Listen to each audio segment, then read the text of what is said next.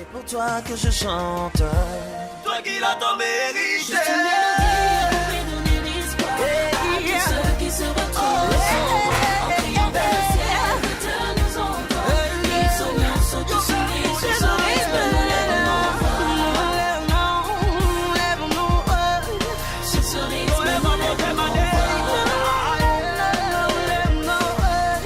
Sur ce rythme,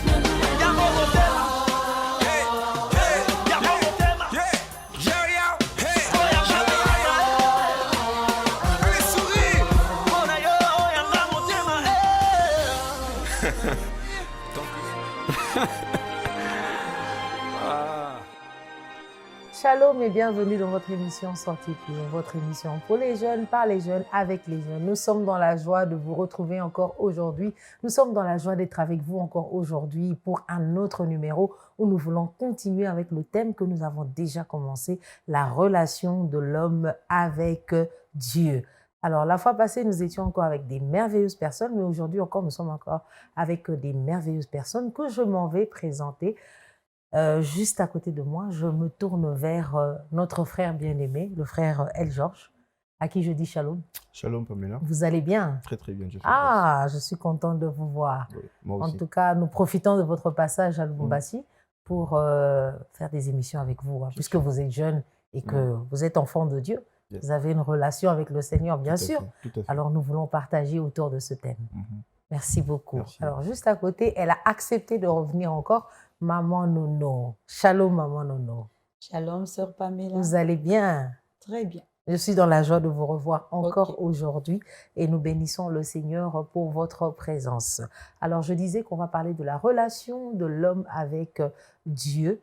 Et avant que nous ne puissions entrer dans le vif du sujet, je vais demander à la réalisation coordonnée par le frère Ray Tamboué, assisté par la sœur Marianne, de nous proposer une pause et nous revenons tout de suite après.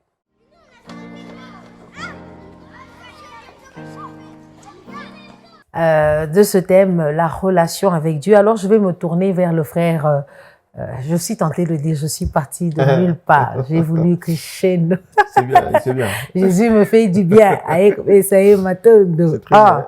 Nous bénissons le Seigneur en tout cas pour ce chant qui est vraiment une bénédiction pour moi personnellement. Amen. Et nous croyons que Dieu va continuer encore à vous inspirer davantage. Yes. Et nous sommes dans la joie pour le travail que le Seigneur fait au travers de vous. Amen.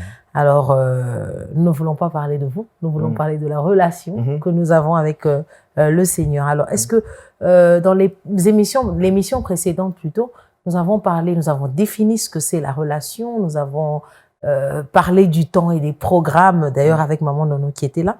Alors, nous voulons maintenant savoir, est-ce que vous pouvez nous dire quels sont les avantages d'une bonne relation avec Dieu dans le parcours d'un enfant de Dieu en tant que jeune?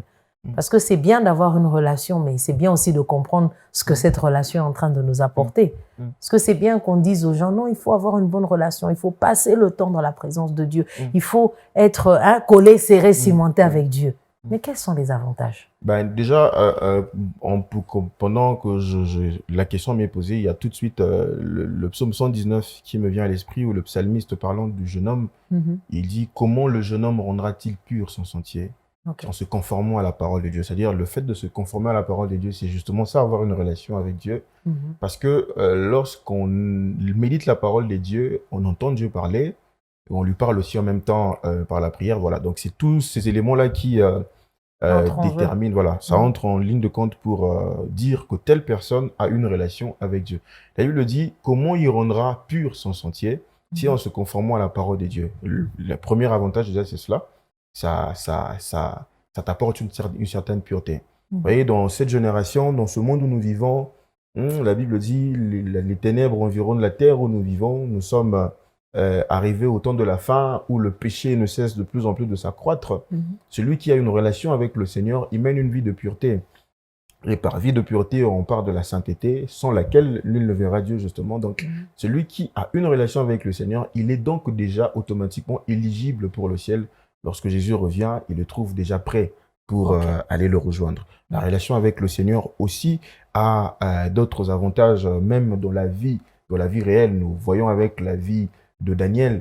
La Bible parlant de Daniel et de ses compagnons disait qu'il était 10 fois plus intelligent même que les magiciens de Babylone. Vous voyez, donc, Et la relation avec Dieu nous permet aussi une relation que nous avons aussi en même temps avec le Saint-Esprit, qui est défini par la parole de Dieu comme étant l'esprit, pas un esprit de timidité, mais un esprit de force, d'amour et de sagesse. C'est-à-dire, la relation avec Dieu te permet d'aimer. Avec Dieu, nous avons même la capacité d'aimer nos ennemis. Et la relation avec Dieu te rend, je peux dire, supérieur à tous les domaines. Ça te rend plus fort. Et une relation qui te rend, comme la Bible le dit, dans toutes ces choses, nous sommes donc plus que vainqueurs. Parce que cette relation que nous avons avec le Seigneur fait de nous des dieux parmi les humains. En fait, nous sommes sur terre, mais nous ne vivons pas comme des êtres humains parce que nous n'appartenons pas à ce monde ici. Mais encore une fois, comme la parole de Dieu le dit, tel il est, tel nous sommes sur la terre. Voilà. Merci beaucoup, frère El Georges, pour ces réponses. Donc, vous avez parlé de 3 avantages. Le premier avantage, c'est la parole de Dieu. Donc, on est en contact permanent avec la parole de Dieu. Le deuxième avantage, c'est, enfin, le troisième, tel il est, tel nous sommes. Et le deuxième avantage, vous avez parlé de la communion, c'est ça? La communion. D'ailleurs, cette communion qui nous rend déjà d'ailleurs éligibles pour le ciel. Pour le ciel. Merci beaucoup. Frère El Georges, alors je me tourne vers vous, maman Nono. Et vous allez dire, non, le frère El Georges a tout déjà dit. C'était mes idées. Non, il y a tellement d'avantages. Il y en a tellement. Ah, gloire à Dieu. Nous bénissons le Seigneur. Je ne pourrais pas tout dire. Il y a tellement d'avantages dans cette relation que nous avons avec Dieu. Jésus a un jour dit à ses disciples, je ne vous appelle plus des disciples. Vous êtes mes amis. Ok. Donc, on quitte de cette dimension de disciple à ami. Level. Parce que dans cette relation, on atteint un niveau d'intimité avec le Seigneur qui fait que nous sommes maintenant capables d'être dans cette intimité et de vivre une relation au-delà d'être disciple. On devient des amis. Et Jésus dit, parce que le disciple, il ne sait pas ce que le maître fait. C'est l'ami qui sait ce que son ami est en train de faire. Alors, comme avec Abraham, Dieu dit, est-ce que je peux cacher ces choses à Abraham? Il ne peut pas lui cacher parce que c'est son ami. Il le fait entrer dans le secret. L'avantage que nous avons en ayant cette relation avec Dieu, c'est que nous entrons dans des dimensions où nous entrons dans le secret de Dieu. Dieu nous dit des choses qu'il ne peut pas dire à tout le monde. Dieu nous donne, il nous fait entrer dans la confidence. Nous sommes au-delà, nous sommes dans une autre dimension. Et Dieu crée, lorsqu'on nous regarde, une sorte de différence. Lorsqu'on nous regarde, on n'est pas comme toutes les autres personnes. On est comme des aigles. On a une vision de loin. On sait voir au-delà de ce que les gens sont en train de voir maintenant. Si tu es jeune, tu peux voir au-delà de ce que tes amis sont en train de voir. Dieu peut te communiquer même une formule chimique que tu connaissais pas. Parce que tu es dans l'intimité avec Dieu et Dieu te révèle des choses que tu ne connais pas. C'est ça, Dieu. Et dans cette intimité-là, on est supérieur aux autres personnes comme Daniel avec ses amis. Nous bénissons le Seigneur. Waouh, il y a tellement d'avantages. Alors que maman Nono était en train de parler, il y a quelque chose qui me venait à l'esprit. Au-delà d'Abraham, il lui dit cacherait ces choses, mais il y a aussi parmi les disciples, Jésus va à la montagne et il prend tout le monde, mais à un moment, il dit que Jacques, Pierre et Jean montent avec lui un peu plus haut. Donc, on va dans les hauteurs avec le Seigneur lorsque on passe beaucoup de temps à être avec lui et il sait faire la différence. C'est vrai que tous étaient disciples, mais les personnes qui ont vu lorsque Jésus était en train d'agoniser, lorsque Jésus était en train de sortir des grumeaux de sang c'était les personnes qui étaient vraiment so close, comme on le dit en anglais, avec lui. Et il y a tellement d'avantages. Il y a tellement d'avantages que on ne peut pas s'atteler sur les avantages et dire c'est ça, c'est ça. C'est au fur et à mesure qu'on avance avec le Seigneur qu'on arrive à comprendre que tiens, ça c'est un avantage que j'ai eu avec le Seigneur et c'est des expériences merveilleuses qu'on a avec le Seigneur. Alors, maman, je vais rester vers vous. Pensez-vous qu'il y a plusieurs types de relations avec Dieu en tant qu'enfant de Dieu? Parce que c'est bien de parler des relations, mais les relations sont différentes. Parce que la relation que j'ai avec mon Père, c'est pas la relation que j'ai avec le Père Céleste. C'est différent. Alors, il y a certaines relations, tout à l'heure, vous avez parlé d'amitié. Donc, on a quitté de la dimension de disciple. Donc, est-ce que vous pensez qu'il y a plusieurs types de relations? Je prendrais dans le sens de un chrétien charnel et un chrétien spirituel. Un chrétien charnel qui ne laisse pas à l'Esprit de Dieu de prendre toute sa place, n'a pas une relation assez intime et profonde avec Dieu. Et une autre relation, c'est cette relation qui est basée sur la profondeur. un chrétien spirituel qui laisse au Saint-Esprit le temps de lui laisser place, de communiquer, de parler avec lui. Il ne dirige pas seul sa vie, mais c'est une autre personne qui lui dit ce qu'il faut faire. Il dit, quand j'étais jeune, je faisais ce que je voulais. J'allais partout où je voulais partir. Mais maintenant que je suis devenu vieux, c'est quelqu'un d'autre qui me ferme la ceinture. Il me tient par la main, il me conduit même là où je ne veux pas partir. Ça veut dire que c'est cette personne-là qui est un chrétien spirituel qui a une relation très profonde avec le Seigneur. Donc, 2 types de relations à mon niveau, c'est la relation superficielle. Un chrétien charnel a une relation superficielle, il ne connaît pas la profondeur. Mais un chrétien spirituel, celui qui laisse la place au Saint-Esprit, il a une relation profonde. Et il part là où l'Esprit lui dit de partir. Il est saint par l'Esprit de Dieu, de vérité et de force. Merci beaucoup, Maman Nono. Alors, Georges, vous voyez, yes. Alors, je vous écoute. À part les 2 relations dont Maman Nono a parlé, vous pensez qu'il y a d'autres types de relations avec Dieu? Oui, Maman Nono l'a très bien dit. Vous voyez, et moi je pense aussi à celle où on est la relation serviteur et maître. Vous voyez, on peut aussi être serviteur, mais vous savez, cette relation de serviteur et Dieu en tant que le Seigneur et maître, celui qui nous emploie, le patron, si on peut le dire ainsi, doit avoir comme sous-bassement une autre relation un peu plus intime qui est la relation entre père et fils, ou père et fille et tout ça. D'ailleurs, aujourd'hui, il y a beaucoup de gens qui veulent avoir une relation tout en étant serviteur, en lieu et place de commencer par être fils. Il y a beaucoup de gens qui préfèrent celle-là. Et généralement, il y a une différence aussi. Il y a une différence quand on voyait un enfant de Dieu servir et quand on voyait simplement un serviteur servir. Oui, d'ailleurs, un vrai serviteur de Dieu, un serviteur de Dieu qui plaît à Dieu. Nous, dans le domaine de l'adoration, par exemple, quand on parle de l'adorateur que le Père recherche, c'est d'abord un adorateur qui est d'abord, avant tout, enfant de Dieu, a cela comme sous-bassement. Je peux le différencier comme ça. Je peux dire que voilà, c'est 2 types de relations comme ça qui existent. Il y a de ceux-là qui préfèrent être serviteurs. Ils sont, comme Paul dit, ils ont une apparence de piété, alors que dans le fond, ils ne sont pas réellement pieux. Voilà, c'est 2 types de relations comme ça. Mais les 2 ne vont jamais sans l'autre, même si aujourd'hui, nous voyons quand même le fait d'être serviteur a souvent tendance à aller chez certaines personnes sans le fait d'être réellement enfant de Dieu. Oui.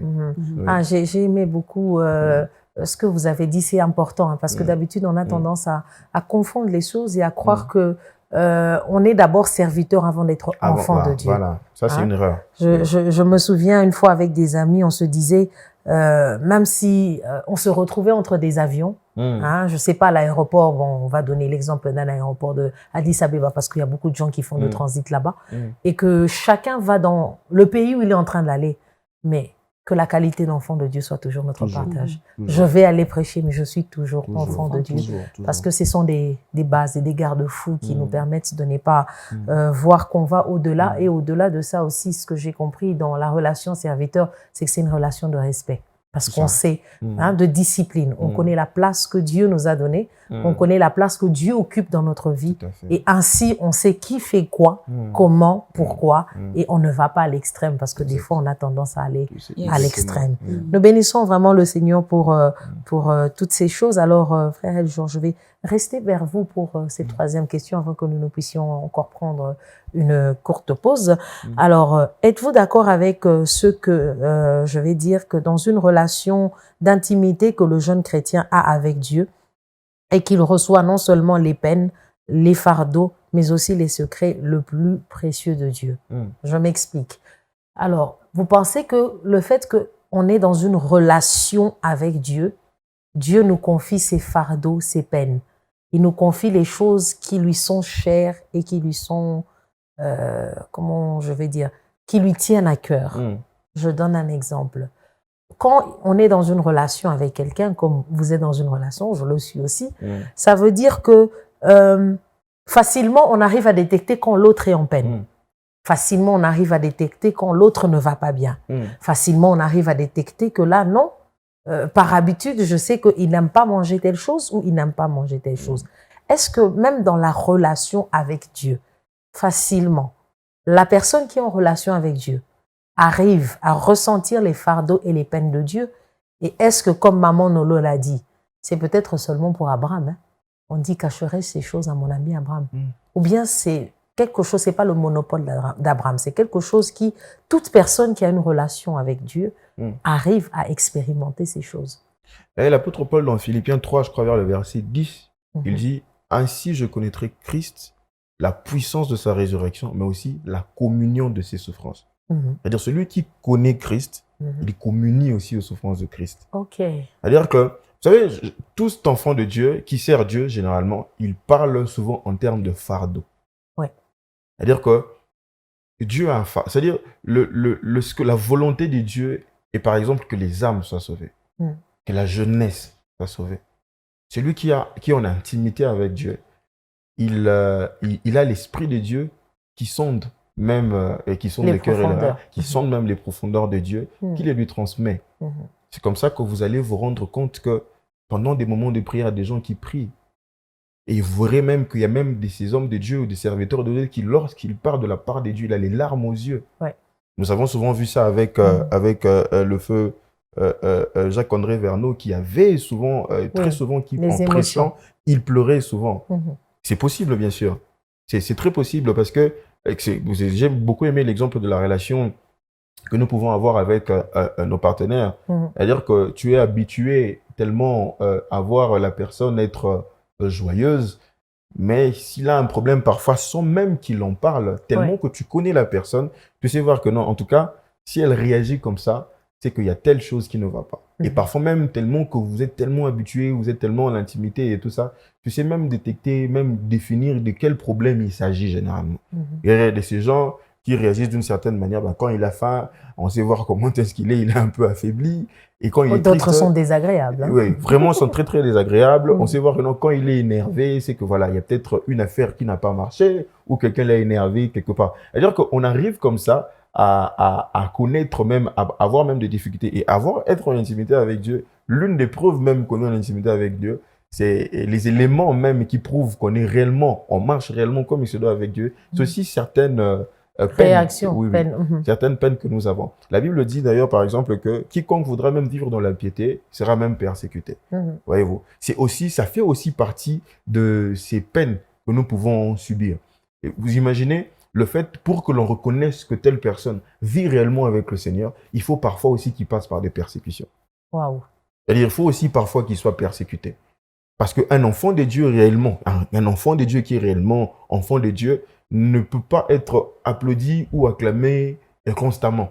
Et il faut de temps en temps aussi parfois qu'on se moque de toi. Il faut aussi de temps. Moi, je me souviens, j'étais à l'école. À l'époque, j'étais encore élève. J'étais persécuté, même par les autorités de l'école. Il y a eu une persécution de gens, voilà, où on se moque de toi parce que tu es chrétien, où les amis se moquent de toi parce que tu n'es pas dans certaines choses. Jésus nous a prévenu que le disciple n'est pas plus grand que son maître. S'ils m'ont haï, vous aussi vous serez haïs. C'est-à-dire que ce sont ces éléments-là même qui nous permettent même de reconnaître que nous sommes réellement enfants de Dieu, que nous avons réellement une relation avec le Seigneur. C'est le lot, au fait, de tous ceux qui sont attachés réellement avec le Seigneur. Les apôtres se réjouissaient. Ils se disaient, ils s'encourageaient entre eux pendant qu'ils étaient fouettés. Non, réjouissez-vous aujourd'hui parce que nous souffrons pour Dieu. L'apôtre Paul dit, il nous a été fait la grâce, non seulement de connaître Jésus, mais aussi de souffrir pour lui, à cause de son œuvre, à cause de l'appel qu'il nous a adressé. Ouais. Merci beaucoup, frère Georges, mais je vais quand même rester 2 minutes, une minute sur vous, puisque vous parlez de ça. Tout à l'heure, j'ai parlé des fardeaux. Est-ce que dans notre relation, facilement, Dieu peut nous communiquer les fardeaux, c'est-à-dire prier pour le pays, chose que beaucoup de gens n'aiment pas faire, prier pour les prostituées, par exemple, prier pour les personnes, en fait, qui passent par des moments difficiles et qui... comme j'ai l'habitude de le dire, le Saint-Esprit ne nous communique pas que les bonnes choses. Il peut aussi nous communiquer les peines par lesquelles les autres sont en train de passer, mais sans pour autant nous dire. Est-ce que vous pensez que dans la relation que nous avons avec Dieu, Dieu peut nous communiquer ses fardeaux? Bien sûr. Vous savez, même pour nous qui composons des chansons, vous savez, il y a une chanson que j'ai écrite que j'ai appelée Yébéla. Yébéla, c'est-à-dire une chanson où je suis en train de mettre en garde. Vous allez nous faire un petit extrait tout à l'heure de Yébéla. Oui. tout est parti pour écrire cette chose. Vous allez vous rendre compte, dans le premier couplet, je parle du jeune garçon. Oui. Et dans le deuxième couplet, je parle de la jeune fille. Tout est parti de quoi? Tout est parti justement d'un fardeau qui n'a cessé. J'ai écrit cette chanson-là en 2000, j'ai commencé à l'écrire en 2019. Ok. J'ai toujours été choqué de voir, par exemple, la jeune fille congolaise, ce par quoi elle est en train de passer. Ouais. Généralement, aujourd'hui, par exemple, j'ai comme un fardeau, par exemple, pour les jeunes filles de 16, 17 ans, 18 ans, qui sont élèves aujourd'hui, qui passent... Moi, j'étudie dans une école mixte, je connais les défis qu'ils ont à relever. Yeah. Voyez. Et généralement, il y a comme ce réflexe-là, quand je suis en face d'une jeune fille de cet âge-là, il y a comme je sais pas, il y a comme une compassion. Ouais, c'est un peu comme Jésus à l'époque, lorsqu'il voyait une foule, et il le dit, quand il voit la foule, il lui dit, Jésus, quand il a vu Jésus les mains, il était ému de compassion. Tel il est, tel nous sommes. C'est-à-dire les mêmes réactions que Jésus avait envers les personnes vers qui il allait pour leur apporter la parole, une certaine délivrance. C'est la même, nous fonctionnons de la même façon. Okay. Et moi, c'est au fait ce qui m'arrive. Et cette chanson-là, je l'ai écrite justement parce que c'était un fardeau. C'est une peine que Jésus m'avait communiquée pour cette génération. Okay. Parce que moi, je suis souvent choqué de voir, quand par exemple, je vois une jeune fille, elle est belle, elle est propre et tout ça, j'ai peur. Tu vois, t'as comme... frustré, la frustration. Un peu frustré, oui. T'as envie de lui dire des choses, t'as envie de l'aider. T'as envie de... Et parfois, très souvent sur les réseaux sociaux, elles t'écrivent. Parfois, tu reçois des messages et tu es horrifié. Une fois, j'ai reçu le message d'une fille, maman de nom, une jeune fille de 18 ans à peine, qui m'écrit pour me dire que voilà, je viens de rompre ma première relation amoureuse. Une fille qui a à peine 17-18 ans. J'ai dit, comment ça? Il me dit, non, je vous en parle parce que voilà, vous êtes souvent à l'écoute des jeunes et tout ça. Et il m'a dit une chose qui m'avait beaucoup choqué. Il m'a dit, le garçon avec qui j'étais, il a rompu avec moi, il est allé se mettre avec une de mes amies avec qui nous sommes de la même classe. Et en conclusion, elle m'a dit que depuis ce jour-là, je n'ai plus confiance en moi. Et une fille comme ça, ce fardeau-là, en fait, c'est ça, au fait, ma peine.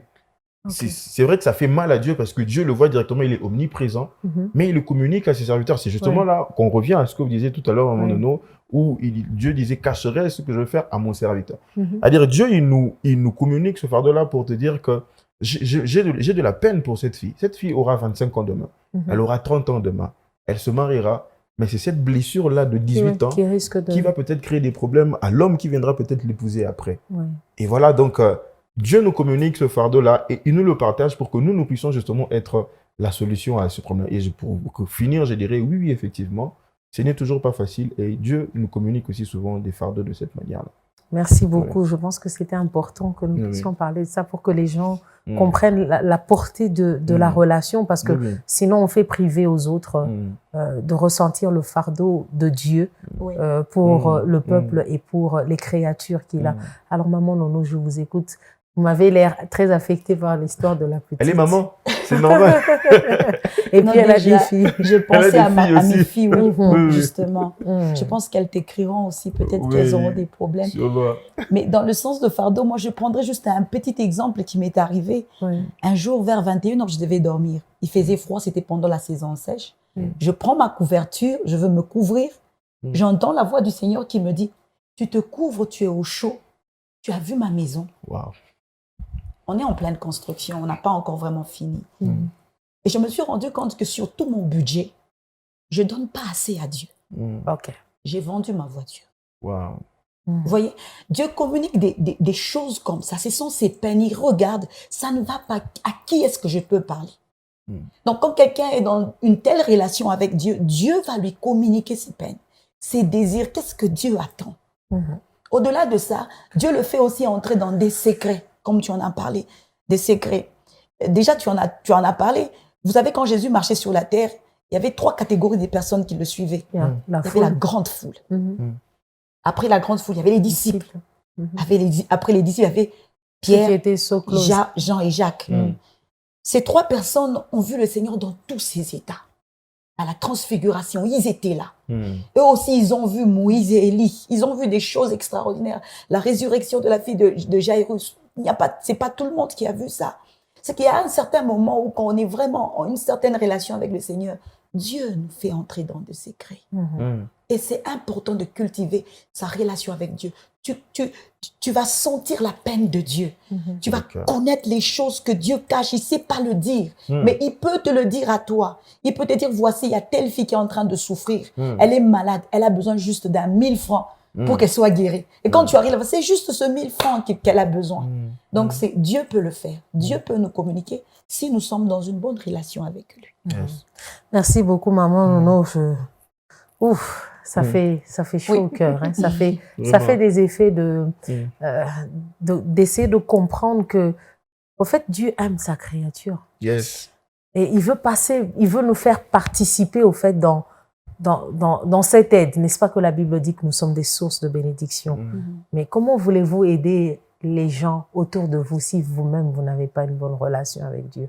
Si vous-même, vous n'arrivez pas à entrer dans le secret afin que Dieu vous confie les choses secrètes. Pour revenir à l'histoire d'Abraham que maman Nono et mon frère El Georges a évoqué, c'est pour dire ceci. Les anges étaient en train d'aller détruire Sodome et Gomorrhe. Mais ils ont ressenti qu'il ne fallait pas qu'on le cache à Abraham parce qu'il y avait un parent d'Abraham qui était à Sodome et Gomorrhe. Mais écoutez la réaction d'Abraham. Seigneur, est-ce que s'il y a 10 personnes, il arrive au point où il est en train de négocier sur la décision de Dieu. Yes. Combien de fois on est passé à côté de la négociation, de la décision de Dieu d'éradiquer le monde, comme l'a fait aussi notre confrère, notre compatriote, notre comment on appelle encore Noé. Oui. Il a aussi intercédé pour le peuple. Seigneur, fais l'arche. Mais il a continué à parler à ces gens. Mais malheureusement, ils ne l'ont pas écouté. Mais j'aime ce que la Bible donne comme équilibre. C'est qu'il est celui qui sonde les cœurs et les reins. Nous, notre travail, c'est être dans la relation avec Dieu pour recevoir les fardeaux. Et le travail de Dieu, c'est toucher les cœurs de ces personnes. Amen. Alors, je pense qu'un jeune a compris qui est en train de nous suivre en ce moment. Nous allons continuer sur cette lancée avec les autres questions. Mais nous voulons encore demander une pause au frère Ray et à la sœur Marianne. Et nous revenons après.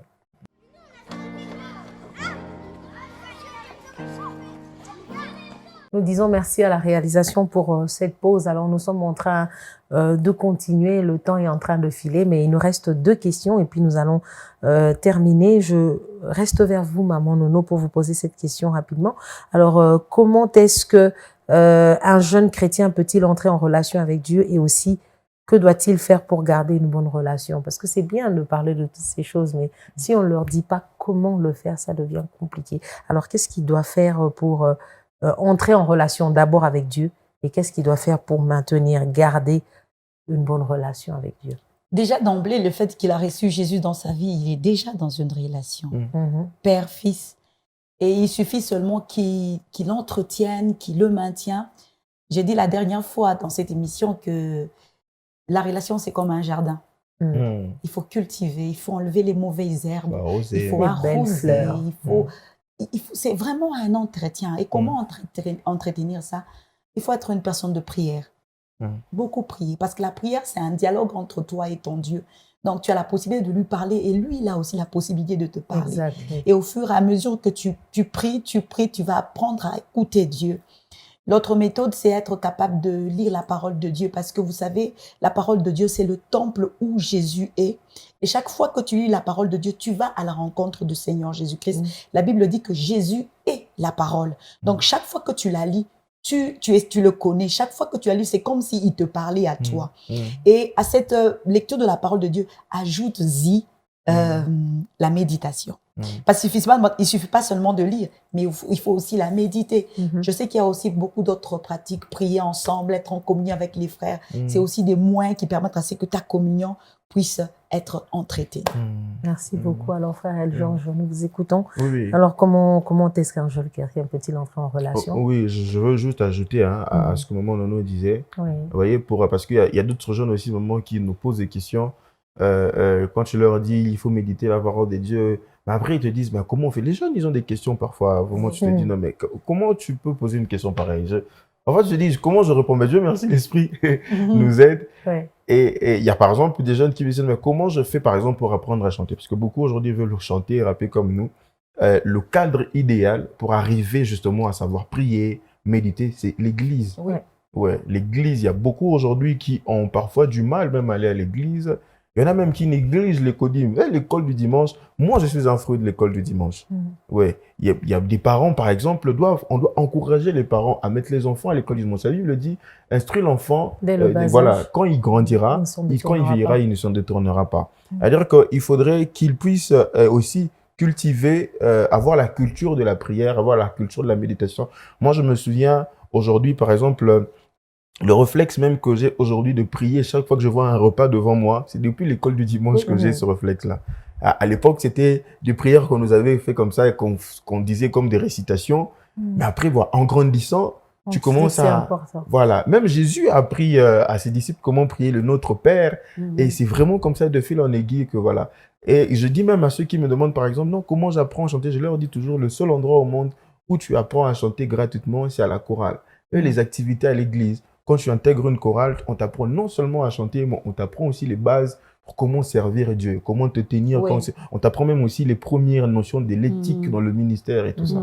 Donc, l'église, les encadreurs à l'église, les bakambi, tout ça là, ils sont très très importants aussi pour que tu puisses justement avoir, comme on nous dit, la capacité à méditer et à prier. Merci beaucoup. Alors, je vais rester vers vous avant que vous nous puissiez nous faire Yébéla. Alors, je veux savoir quels sont les signes montrant qu'un jeune chrétien est en bonne relation avec Dieu. Et dites-nous comment, enfin, on a déjà parlé de ça, de l'entretien. Maman Nono a longuement parlé de ça, mais dites-nous comment est-ce que on fait, quels sont les signes qui montrent qu'un jeune chrétien est en bonne relation avec le Seigneur? Non, déjà premièrement par sa façon de parler. La Bible dit c'est l'abondance du cœur que la bouche parle. Okay. Oui. C'est-à-dire, un jeune qui médite la parole de Dieu, un jeune qui consomme Dieu. Dieu, on la consomme à travers sa parole, à travers la musique chrétienne et tout ça, sa façon de parler. Un jeune qui est constamment en contact avec Dieu ne sera pas vulgaire. Ouais, il ne sera pas insolent. Il ne sera pas... Voilà. Et ce matin, je lisais Proverbe 2, où on parlait du fait que la sagesse, il faut la poursuivre. Il faut la rechercher comme l'argent. J'aime beaucoup quand on dit recherche comme l'argent et la poursuivre comme un trésor. C'est-à-dire, un enfant de Dieu qui est attaché à Dieu, il a aussi le réflexe de rechercher la sagesse comme l'argent. Et quand il a la sagesse, il est sage. Vous le remarquez rien que par sa façon de parler, par sa façon, par les décisions qu'il prend. Et vous le remarquez aussi par son entourage. Parce que le jeune aujourd'hui, beaucoup plus, c'est l'entourage. Vous savez, maman, j'ai remarqué que, vous savez, de temps en temps, il nous arrive d'entendre même des chansons de l'autre côté et tout ça. Ces chansons-là sont caractérisées par les mêmes choses. Ils disent tous la même chose. Et aujourd'hui, ce qui revient souvent, c'est que quand on parle, un homme qui parle de sa relation avec sa femme ou sa fiancée, il y a toujours les copines qui sont là. Ils disent non, mais tes copines ne m'aiment pas. Tes copines te disent telle chose. C'est-à-dire qu'aujourd'hui, la tendance, c'est les copines qui définissent les relations et tout ça. Et beaucoup de gens aujourd'hui, ils sont influencés par les copines. Et une fille ou un garçon, un jeune qui a vraiment une relation avec le Seigneur, on le voit aussi par son entourage. C'est-à-dire, il sait que la Bible dit les mauvaises compagnies corrompent les bonnes mœurs. Fuyez plutôt les mauvaises compagnies. Et donc, voilà, ce sont là quelques signaux qui représente, voilà. Alors, nous allons revenir avec vous. Au lieu du conseil, vous allez nous donner un petit a cappella de Yébéla. Alors, maman Nono, rapidement, en 1 minute, quels sont les signes qui montrent que le jeune chrétien est en bonne relation avec Dieu? Il est heureux. Oh, yes. Il est heureux. Oh là là, comme nous le sommes. Il est heureux parce que vous voyez quand un enfant est à côté de son père, son père c'est un super héros. Oui. Il est heureux. Il sait que même si quelqu'un veut m'agresser, je suis en sécurité. Et quand il vit, il est heureux. On le voit sur son visage. Ça se sent, ça se vit. Il n'a pas besoin d'argent pour être heureux. Il n'a pas besoin de toutes ces choses. Il sait que la personne qui est à côté de moi, c'est celui qui fait ce que je suis. Donc, je suis heureux. Écoutez, être heureux, c'est une bénédiction. Alors, quand tu cultives cette relation avec Dieu, rassure-toi, tu seras heureux. Je sais qu'il y aura des moments difficiles, ça arrive. Ça manque pas. Mais comme moi, je suis un enfant et je sais que mon père, c'est un super héros. Même si je sais qu'il n'y a pas à manger maintenant, je sais que dans quelques minutes, ça va arriver. Alléluia. Si je ne sais pas payer mon Minerval aujourd'hui, je sais que avant qu'il ne soit l'heure où on coupe les paiements, mon père va payer. Alors, il est heureux. Et un autre signe, c'est un jeune qui prie. Il aime prier. Il faut qu'il se retrouve 2 minutes, 3 minutes. Il dit quelque chose à son père. 4 minutes au coin de l'auditoire. Là, je dis quelque chose à Dieu. Il fait ce que la Bible dit, prier sans cesse. Sans cesse. Il ne peut pas s'arrêter de parler à son Père. C'est ça qui constitue toute sa communion.